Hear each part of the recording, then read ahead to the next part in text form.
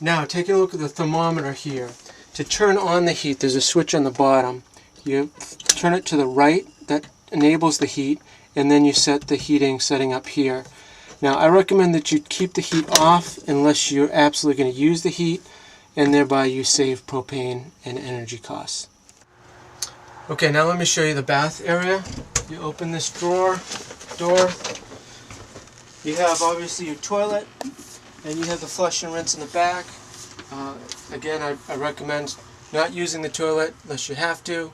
You know, if you can use the RV rest stops, that will be preferable. There's less you have to worry about in terms of waste. And then this is your shower, and you have racks here to hang up clothes or bathing suits, whatever. This is a green external carpet that's just stored there, and I often store the ladder in here when we travel. Okay, now there's, for a changing area, what you can do here is you unwrap this.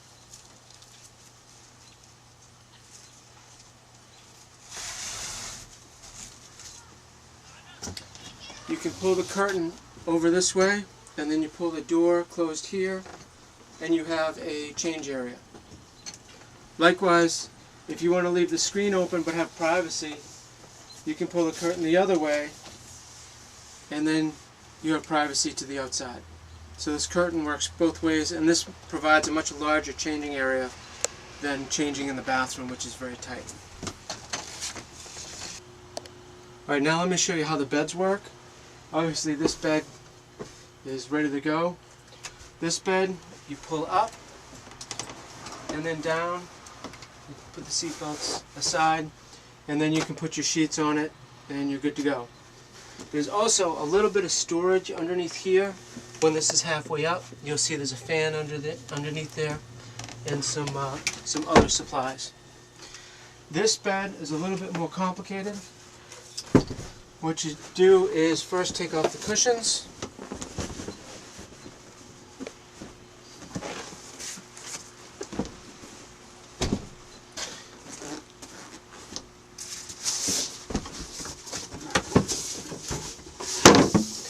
And then you're going to take this out.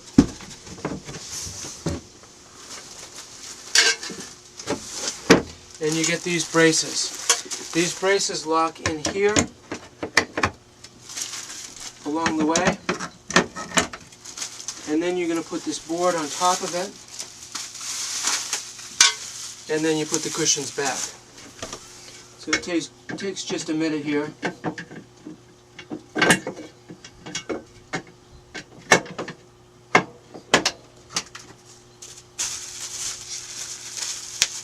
Now these are wrapped up good so that when you're driving they don't rattle.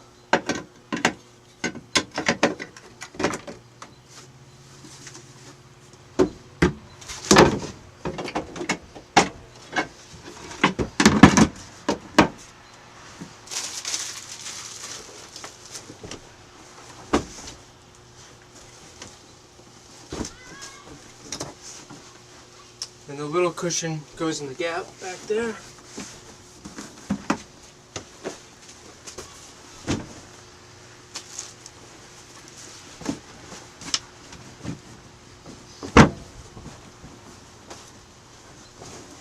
And you're good to go.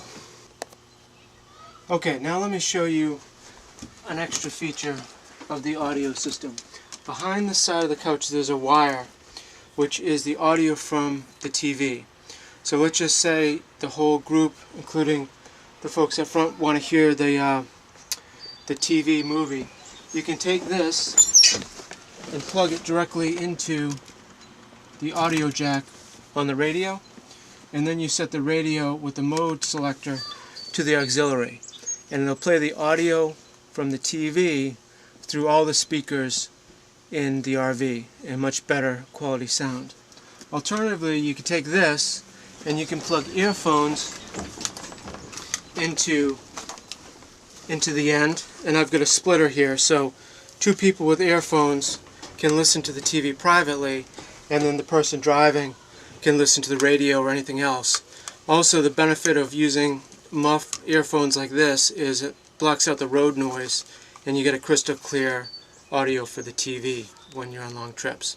So there's a couple audio options that you have besides the basic radio and the speakers for the TV. Alright, when driving the RV, it's just like driving a large truck. It is only 21 feet, but you do have to be obviously aware of how long you stick out, especially in backing up situations.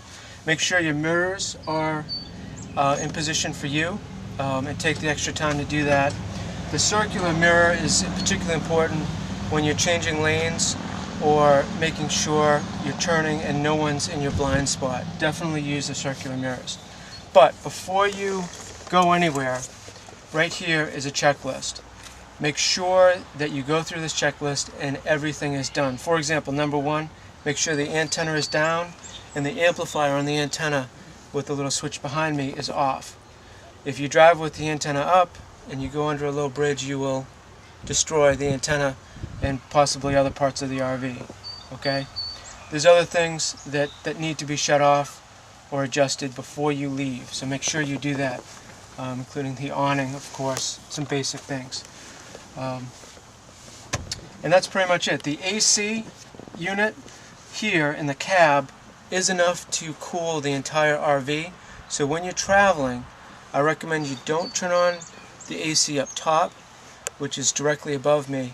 That should only be used when you're plugged into the AC at like an RV park. Apart from that, you've got HD radio, and you drive it like a regular car.